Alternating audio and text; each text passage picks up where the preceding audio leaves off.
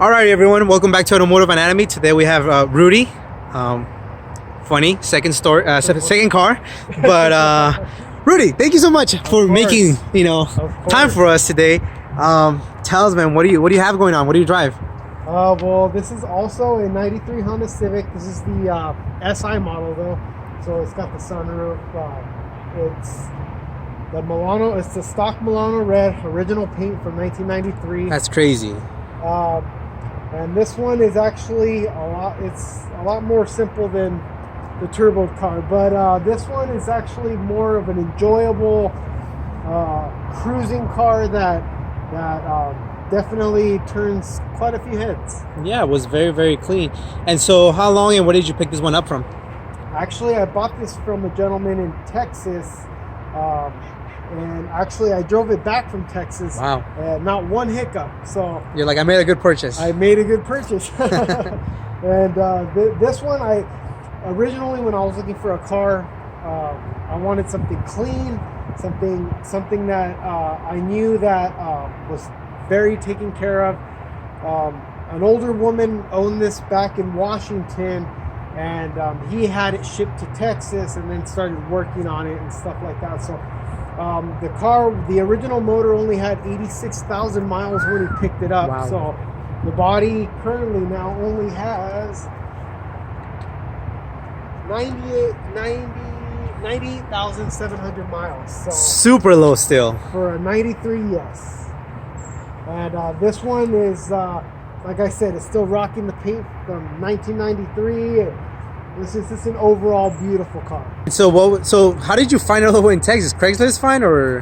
No, I'm actually part of a forum on Facebook called NWP for Life. I'm sure a lot of you viewers out there know exactly what I'm talking about. But I saw the ad on that forum, and I immediately knew that was my next hatch. I had a black coupe prior to this hatch, and I've had so many Hondas, but none of them gave me the same satisfaction as an EG. I always knew I was gonna come back to a hatchback. So I sold the coupe, and as soon as I saw this car, I was like, you know what?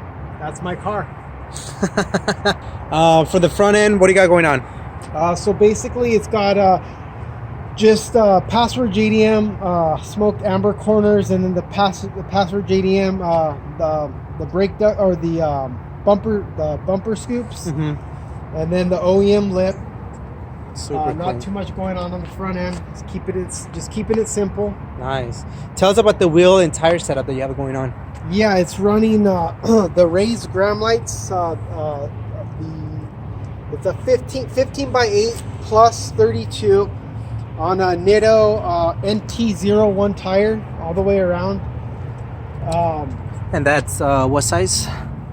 225, 45. On a 225 tire as well. Wow. And it's sporting the Project Kick lug nuts. So clean, man.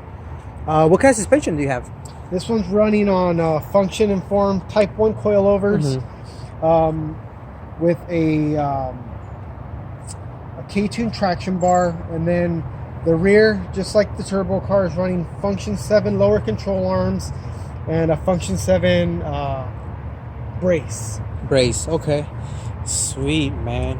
Oh my gosh. It's just so clean, super OEM. Even the moldings. Oh, I mean, everything, all the trimming is still black. I mean, it's definitely a very clean car. Super clean. And then on the back, what do we have going on? So it's got an actual spoon duckbill wing, running a K-Teller, full K-Teller exhaust with a K-Tune turn down muffler.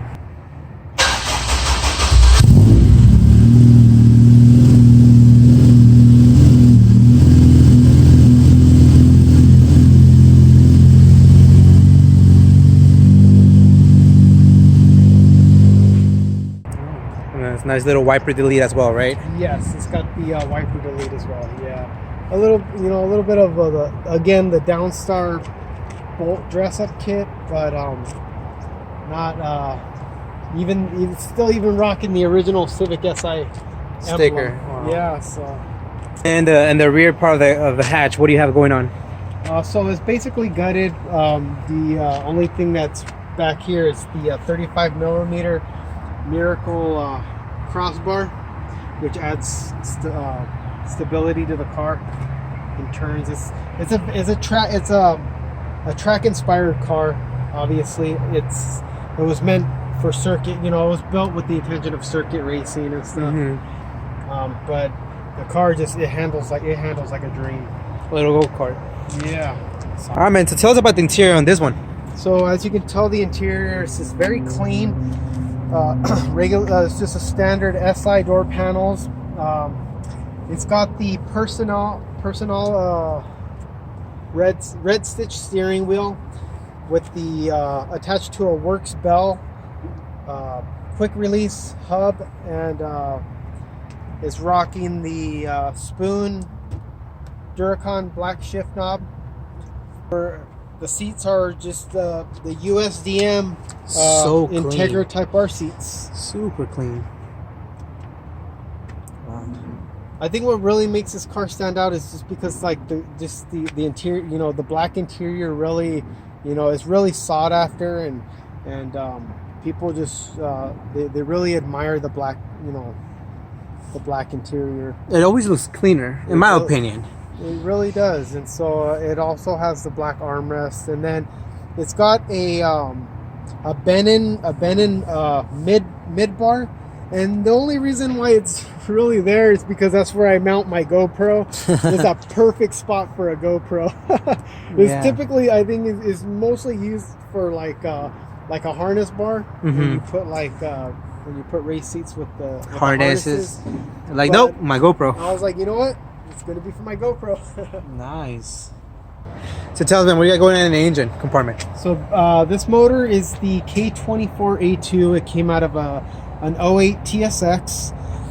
Internally, the motor is stock other than a 50-degree VTC gear and an oil K20 oil pump, which is there only to rev a little bit higher. It's got an RBC, obviously bolt-ons. It's got an RBC manifold, short ram intake, 3-inch exhaust. It's sporting a the hybrid racing Griffin full-size radiator, the K-tuned power steering and AC delete, K-tuned fuel rail. A lot of K-tuned parts, a lot of hybrid racing parts. It's running a K-tuned no-cut shifter on this particular model. The Password JDM 3-point brace, and then the hybrid racing mounts. Wow. Yeah, this one definitely has a full-size radiator. It really does. It's definitely a nice radiator. Has it been reliable?